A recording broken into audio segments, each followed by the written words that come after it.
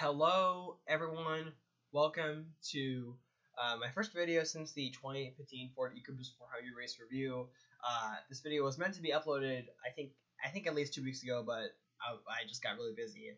But now I'm thankful that I'm finally able to do this video. I don't know how long it's going to be. Hopefully not any longer than 45 minutes at the least. If it's longer, I apologize, but what this video is going to be about is just there's going to be a lot to talk about in this video, in my opinion. And this video is basically me reviewing the 2015 season.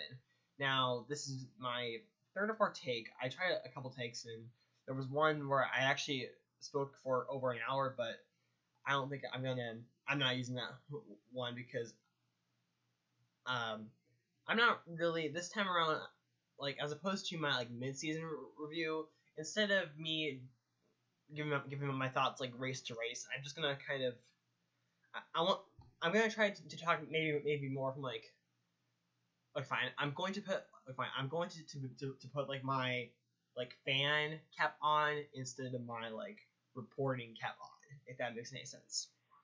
So 2015 NASCAR.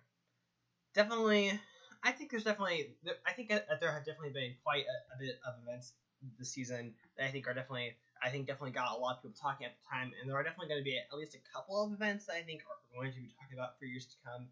But to me, I don't really know if they're really all going to be talked about, but I don't really know if most of them or any of them are going to be for the right reasons, because really, in a way, NASCAR kind of screwed the season up even before the season started, and to expand upon that, the rules package for the season. Last year in September, they announced the 2015 rules package, and there were two noticeable changes. One of them was a downforce reduction, which any reduction in downforce is a good thing. However, they made an even more significant change, cutting the horsepower. It went from about 850 to 900 to down to about 725, thanks due to a tapered spacer that has been in use in the Truck Series and Xfinity Series since about 2008. And really, the tapered spacer has not made either of those. It hasn't really helped either of those two series that well when it comes to the racing quality, especially the Xfinity Series. And I think it's really the quality of the racing at most of these tracks, in my opinion. I think just sort of they weren't as great as their 2015 rules package, just simply because they made the cars hard to pass.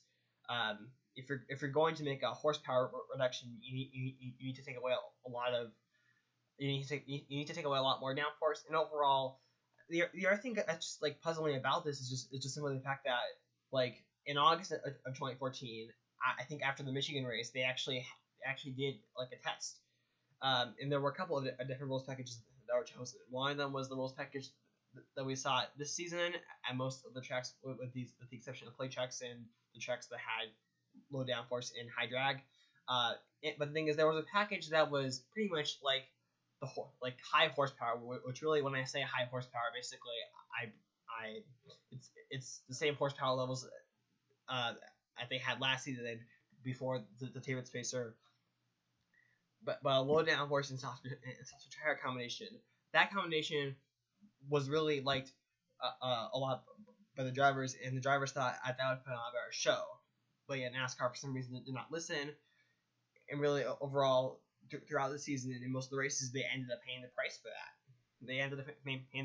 Because the thing is, many of the events were just, in my opinion, just simply duds, or just simply not as exciting or memorable as their 2050 counterparts. And that's certainly a shame, especially since, like I just mentioned, they had tried track, especially since they had used different packages, and some of them, or at least one of them, was better than the one that they used this season. And when we think about it, had they used the higher horsepower, low downforce, soft tires package, this season could have been, I think, a lot better. The one that ended up being. There were a couple of good events. There were a couple of good moments when it comes to the quality of the racing under the 20 rules package. It wasn't completely bad. For example, late stages of Texas in the fall race, a good battle between Keselowski and Johnson. There was also I'm trying to really think. Before Logano spun Kansas in the fall, that was a good side by side battle that lasted for several laps. You know, both Lawrence races were pretty good. But the thing is, Martinsville is, I think, the least aero sensitive oval that in our life package you have. It's pretty much, I think, going to be a good action packed show for the fans. Sonoma, in my opinion, was actually pretty good. But really, Fontana, minus the questionable debris cautions, I thought that was actually pretty good. But overall, most of the events were just simply not as great as their 2015 counterparts. You know, I think only a few rose to the. I think only a few of the events were better than their 2014 races. And actually, two of those races were actually races they used the low downforce package that was announced in the middle of the season. Kentucky, in my opinion, best Kentucky race since the Cup Series won there, and Darlington, which also had softer tires. That certainly made a difference. And I'm glad that next season we are heading in the low downforce direction, and hopefully we continue to go in a direction for years to come, because that is certainly going to help.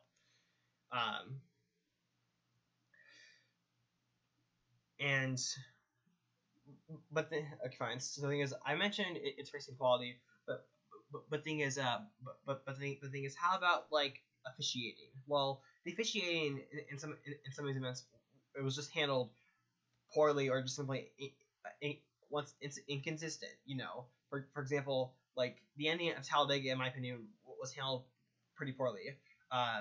They made a rule change mid-season, and they claimed it was because of safety reasons. But to me, like the rule change, which was just 3 green white checkers to 1 green white checker at play tracks, that really, in my opinion, isn't going to make any difference whatsoever, because green white checkers don't cause like crazy wrecks like Austin Dillon. Drivers do. And the thing is, Austin Dillon's wreck, that was 1 green white checker attempt. It wasn't like 2 or 3. So to me, why reduce it from 3 to 1 to lessen the likelihood?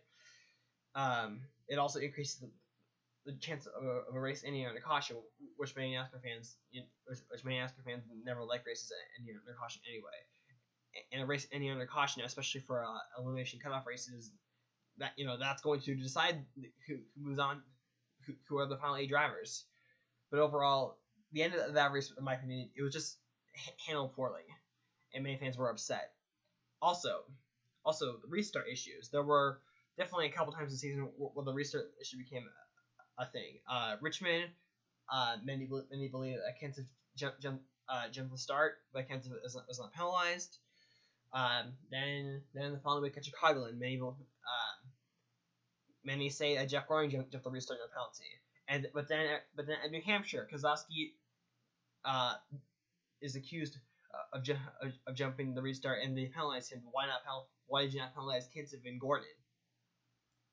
So to me, there were situations like that. There were also situations. There were also just simply, once again, some notable times where NASCAR was accused by many fans of throwing phantom debris cautions. For example, Fontana, the last few cautions were for debris. NASCAR says they don't play favorites. They weren't trying to screw anyone, which made me believe they were trying to screw Kurt Busch. I'm on no one's side, but overall, it didn't make NASCAR look good in that situation. And then zoom all the way to Homestead, which many believe that NASCAR screwed themselves out of what was going to be a possibly exciting pitch between Larson and Kozlowski. A caution was thrown for debris. For some reason, the camera walls showed a water bottle. And once again, in that case, NASCAR once again looks bad. So overall, the officiating was once again not that great, and whether and when it comes to like debris cautions or phantom debris cautions or not, and once again, it's just simply like it's just not stuff that makes NASCAR like look good, and so it's definitely not going to help that much or at all in the future. When you tie the officiating along with the poor quality of the racing that we had at many of the events this season. And really, in a way, those two things I mentioned, officiating and poor quality racing, those are, in my opinion, two things that I think, in my opinion, made 2015 a frustrating and just simply disappointing season in my eyes. Like I said, there were a couple events that I thought were good. So to me, not every single event was like really horrible. But to me, there were just like one too many times where this bad thing happened and this bad thing happened, and that, it just simply, it needs to come to it all needs to come to an end at some point. But under NASCAR's current leadership, Brian France and company, I don't really know if it's going to get better, especially when it comes to the officiating. Obviously, like I said earlier, I believe they're going to load average package in 2016, and hopefully they go down the road for years to come. So, as far as like winners, as far as like winners, when I look back on the season, what drivers am I going to remember who had good seasons and bad seasons? I certainly look at 2015, and I think one thing I'm going to take away from it was just overall Kevin Harvick's dominance. I think Harvick actually had the most dominating season by a driver since Jeff Brennan back in 2007. Kevin Harvick, I think, finished into the top 10 like 28 times, and I think for about half of the races this season, he finished inside the top two. First or second. Only had 3 wins, but how many second place? But to me, the amount of second place finishes he had was, I almost feel like, unheard of. He was just simply very dominant, and also led over 2,000 laps back, and he also did this last season. So overall, in his first 2 years with Stewart-Haas Racing, it's proving out to be a huge success. Not to mention he won the championship. He won the championship last season, and was just one spot away from winning back-to-back championships. So Harvick's season was definitely dominating. Also, Logano, in terms of his finishes, also had his career best season, most wins of his career.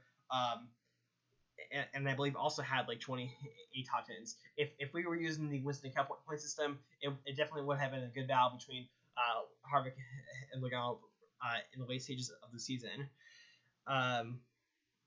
As far as other drivers, I'm going to be looking back on, certainly we cannot forget Kyle Busch.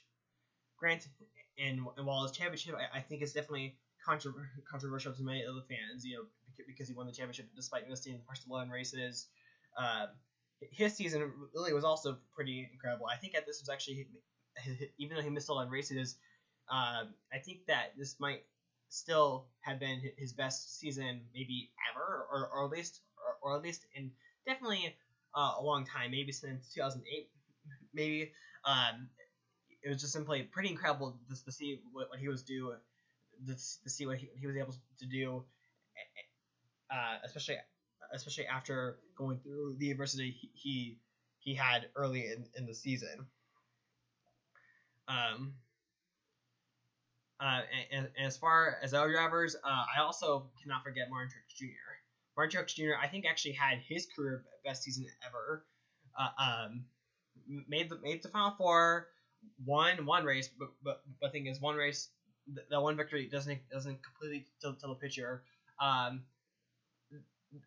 There was actually a 4-race stretch where he actually led the most laps in Pocono. Was the final of those 4 races.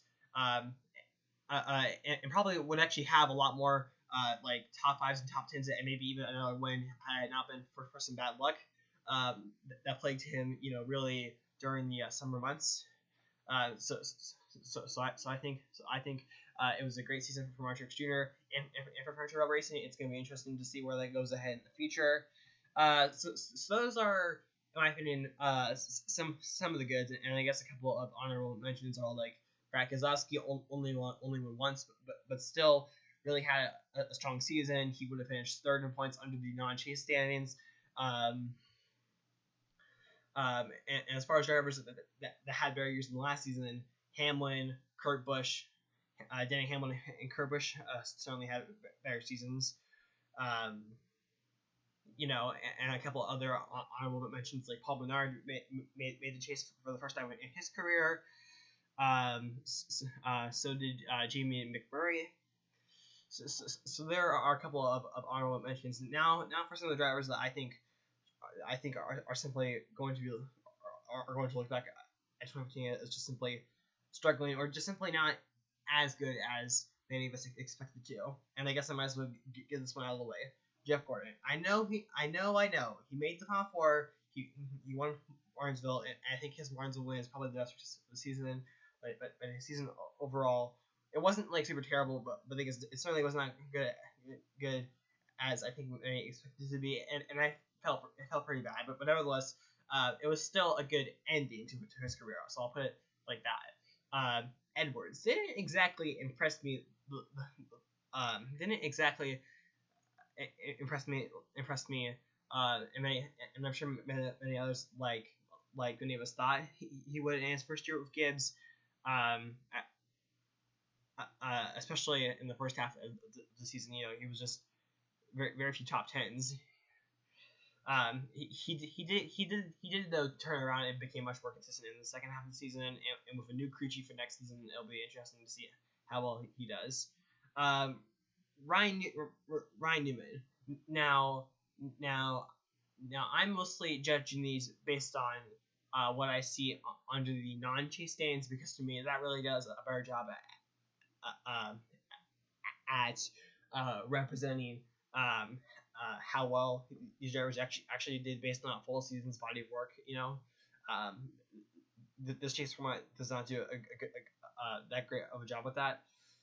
But anyway. Ryan Newman, under the non-chase standings a year ago, he would have finished I think six in points. He finished 12th in points. And Casey Kane also kind of a disappointing year. I think that this year has been his worst year with Hendrick, and hopefully, it really overall he's not really. I think for a driver, for someone who's driving for a team that has a total of 11 career championships, I don't think Casey Kane is really meeting that expectation. Maybe he'll turn around next season. We'll just have to see. Overall, not anywhere near a spectacular year for Rush Racing. All three drivers really didn't perform. Bain and Stenhouse were mostly non-factors, and Biffle had a couple of good moments, including him almost stealing the win in the Talladega Fall race. But for the most part, it just wasn't that. He was also really a non-factor. Kyle Larson, in the later half of the season, he did start pulling together some stronger runs. The thing is, it wasn't exactly the season I'm sure many of us thought he would have, especially after being pretty good for rookie in his rookie season last season. A sophomore slump, but I think next season he's actually going to be one of the few drivers that I think is really going to benefit from the low downforce package of softer tires. I think it fits into his style. As far as other drivers worth giving a shout out to when it comes to disappointments, Tony Stewart. Worst season of his career. No top fives, only 2 top tens. And the thing is, I wish him the best in his final full season next season. And really, that's kind of really all I can think about. So now this is almost 20 minutes. Okay, fine. So let me I guess I might as well just talk about how like the future's looking. So really, like this season, there were very few winners this season, and I don't think NASCAR was certainly a winner in most of these races. They did, however, get get quite they did, however, get good great numbers in terms of its ratings though. Final race at Homestead, most watched Homestead race or not or most watched season finale since 2005, a decade ago. What's kind of interesting about that is that 2005 in terms of ratings was actually the peak of NASCAR. Um, uh, so that's a lot of people, but to me, I think a lot of that was just simply either foreign NASCAR fans or just simply non-NASCAR fans in general, wanting to watch wanting to watch Jeff Gordon in his final race. And I don't really think it was mostly a result of the chase format, which really I know like 7 of its 10 races were on cable, but the thing is, it was still low ratings, lower ratings compared to previous years.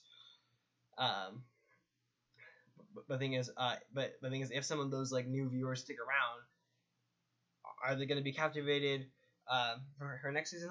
We'll just have to see. I mean, this season, the first 3 races of the season did have ratings increases over the previous years. And the thing is, I think it was mostly because NASCAR still had that momentum of newer fans who watched the end of last season. But that died off quickly. So will it die off? So if NASCAR gained any maybe casual or new fans, are they gonna stick around for the future? We'll just have to see. But to me, next season it'll just be interesting to see like the ratings and attendance, because to me there were, I think, like I said earlier, disappointing and frustrating season. I think, in my opinion, and I'm sure many other fans can agree with me.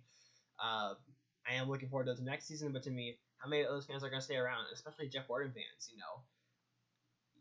Because with Jeff Gordon leaving, we're losing a huge star, and no one can replace Jeff Gordon. I mean, I know Chase Elliott is taking over the number 24 car, but Chase Elliott is not Jeff Gordon. Chase Elliott is Chase Elliott. So is Jeff Gordon take over? So is Jeff Gordon going to take a whole lot of his hands over? I have certainly seen some people on social media talk about how really they're not going. They're glad Jeff Gordon's leaving, so they don't have to put up with the BS, as some of them say. Other people are saying that they're going to become more casual fans. Not to mention, at some of these like social media comments, also some of them have gotten lots of likes. So the future of NASCAR, in a way, is looking both good and bad. So to me, it's sort of like so to me, I think like the glass is. So I think depending on your perspective, the glass is either half full or half empty. Will it get better? Will it get better outside of like the racing quality? I already touched on low downforce. I mean, I don't really know, because to me it doesn't seem like it is going to, because to me, like, they're getting into franchising, but to me the franchising thing doesn't sound that great of an idea, but who knows? I could be wrong. They might know something that I don't know. And the thing is, they're having a couple people who make things like rules, talking about a potential taste format to the Truck Series and Xfinity Series. Maybe not next season, but I think definitely sometime in the future. So we'll just have to see.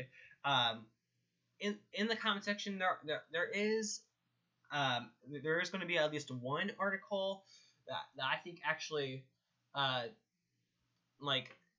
touches on some of the things that are just simply just wrong with NASCAR, and why NASCAR has been on a downward trajectory for now a decade. I mentioned earlier, 2005 was pretty much the peak of NASCAR in terms of ratings. So that article, I think actually, I think it touches on a lot of what is wrong with NASCAR, especially towards the end of the article. So I'm gonna post that down in the comments. Check it out for yourself if you haven't. I think definitely, I think worth your time if you're curious. And overall, I'm definitely glad at the season is over. I'm currently enjoying my time as the off season and hopefully next season because I do plan to watch. I like NASCAR for its racing, and that's why I'm excited for the low downforce package. So hopefully 2016 is a lot better than in the season, and I think that maybe with the low downforce package, it might be the best season. It could be one of NASCAR's best season in recent years. In terms of its on-track product, and hopefully NASCAR can step up.